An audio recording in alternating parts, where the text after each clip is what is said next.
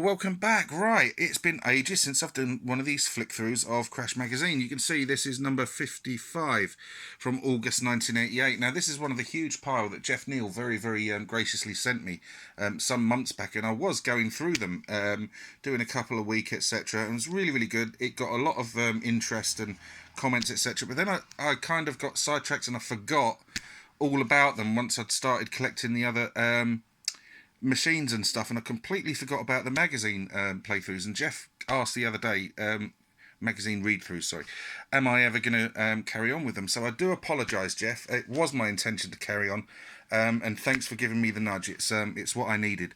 Right, okay, this, as you can see, it's got an advert for the Great Guyana Sisters. Now, that never actually got released on the Spectrum. It's reviewed in this issue, but it was pulled, wasn't it, by Nintendo, because basically it's a rip-off of Super Mario Brothers. Well, not Super Mario. Yeah, Super Mario Brothers. But I believe it got released on the Commodore 64 and the Amiga. Now, as I go through the magazine, anything pops up and pokes your memory gland, then by all means shout out and share those memories. So going through it, we go in to it, an advert for the original Street Fighter. Not a very good game. Before the phenomenon that is Street Fighter 2 and beyond. Chubby Gristle, an advert. Really good game. Sorry, really good music on this game, and the 128K sort of intro bit. And I believe it was, as you can see, it was based on an encounter with a real-life Jobsworth traffic warden. Again, anyone knows the story better than me, whether or not they can confirm that's true. Just some news, etc. Yep, doody, advert thingamajig. And here's the advert for the Great Guyana Sisters. Now, if you're not familiar with it, there you go. Now, because there's pictures, there must be code somewhere. And if there is, I'm surprised it's never resurfaced in any way, shape or form. As you can see, they gave it a 90%, 92% crash smash. And there was always a wonder with some of the Crash and magazine things as to whether or not they'd actually reviewed the games or the versions that were sent to them, etc. But, you know, that's only how I'm sort of surmising from memory. So if anyone can correct me on that, please do so. Virus from Firebird. Now, I remember the game. I remember seeing this was released on the Acorn Archimedes, wasn't it? But it had a totally different name, and I can't remember what that was. 77% overall, so not bad. Pogo Stick Olympics, a 199 jobby. A Probe software game.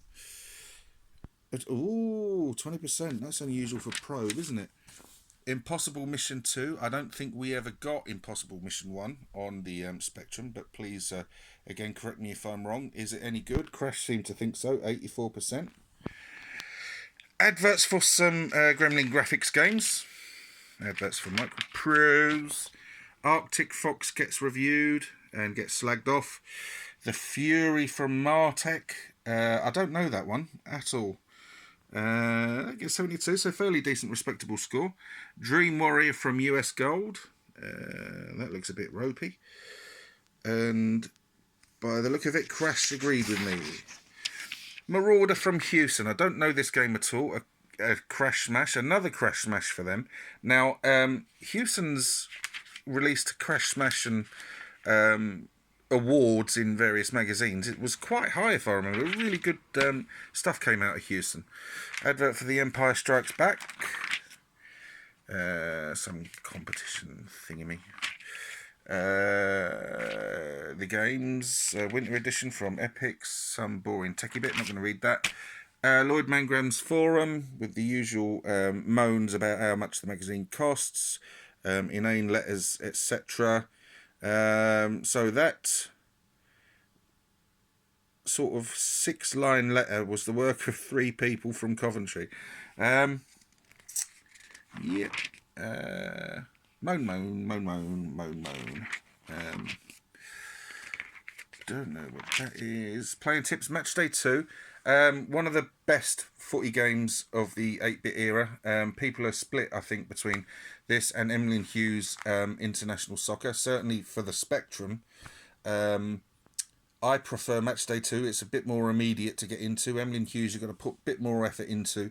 It's a bit trickier, but it is a really, really good game. Of course, by the legendary John Rittman. Playing tips for Cybernoid. Eddie Edwards Super Ski. So, well, yeah, 1988, he was... the Winter Olympics would have been, well, in the winter, wouldn't they, Baz? So it was still sort of like partially relevant, I suppose. And that's interesting. Bionic Commandos. I always thought it was called Bionic Commando, and I have it downstairs. I don't think I've ever played it, though. I think it's something I hoovered up. Oh dear. Right. We won't dwell on that page. We Are the Champions. A really good value compilation there. Raphael Checo's log about the creation of Stormlord. Now, I believe this went on for a few issues. Advert for Fear. Adventure games. I don't like adventure games, so I'm just going to go straight like this. Road Blasters for the Spectrum advert. I played it in the arcade. I don't think I've ever played the Spectrum version. Now, we all know the Spectrum had some cracking arcade conversions, but also had some dodgy ones. So where does Road Blasters fall in that? Andy Green. You'd find this interesting. Artistry, etc. Bubble Bobbles featured again. It's kind of a recurring theme in the last few videos for me. Bubble Bobble. Andy Green, of course, does load-in screens for classic games that didn't have them, and he's done some absolutely fantastic ones. What's all this crap? Play by mail, or not interested in that. War games, no, never liked any of them. Wanted, who's wanted? Atari ST and Amiga. Obviously, we're in 1988, so these machines are both, yep, on the horizon, or present. I'm not sure what year both of them were released over here, but there's specifications for them, etc. An advert for the ST. Some more art, 16-bit art, and there's Virus, which was the Spectrum version, was featured earlier. Outrun, Carrier Command. I tried to play Carrier Command once for a video, and I just couldn't get into it because there was just so much to do. Advert for the Vindicator. Now, I remember the early adverts for this actually carried the sort of subtitle Green Beret 2, and they dropped that at some point. Does anyone know why? Knight Raider from Gremlin Graphics, some kind of flight sim thingamy.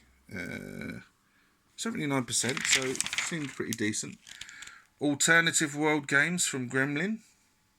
Sort of a kind of jokey world games. Don't know this one at all. Overkill from Atlantis. Atlantis. 39%. They didn't like that much. Hopping Mad. Released by Elite. Now, this was part of the 6-pack or hit pack collection they did as well, I think. And Neil Latache actually did Airwolf 2 as well. And he was partly responsible for the Amstrad version of Iridium as well, I think. Now, I did a video of Airwolf and Airwolf 2 a couple of years back, and in my research that I did for it, it would seem that sadly Neil Latache passed away some years back. Ding Dong, Barbarian 2, Dungeon of Drax. I hear different opinions on this. I hate this game. It's one of my least favourite sequels ever, but some people really enjoy it. I don't. Techie stuff. It might as well be written in Swedish. Some adverts for various add-ons, etc. Censorship, and oh, there's the lovely Maria and the lovely Corinne from Vixen.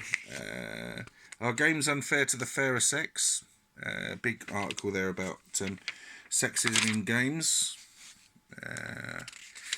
Advert. So what's in the charts? That is a very decent top 10. Cybernoid's balls hard though. Well, maybe it isn't. Maybe it's just me. I mean, we know I'm a crap games player, but really, well, there's an advert for the Great Guyana Sisters as well. Yeah, maybe it's just me. I know I am awful at games, but yeah. Let me know what you're thinking there. So, Road Blasters from Atari, no, from US Gold. Overall, 84%, that's a decent score. I might actually look at the various versions of that if people would like to see that as a video. Battleships, 78%, that's not bad. Ready, Steady, Go from Alternative. Alternative is still going today, aren't they? Oh dear, 13%. Stunt Bike Simulator from Silverbird, it's 55%. Octane, 51%. European Five-A-Side from Silverbird, 56%. Rogue from Mastertronic, 63%. Kemshu from Colts, 79%.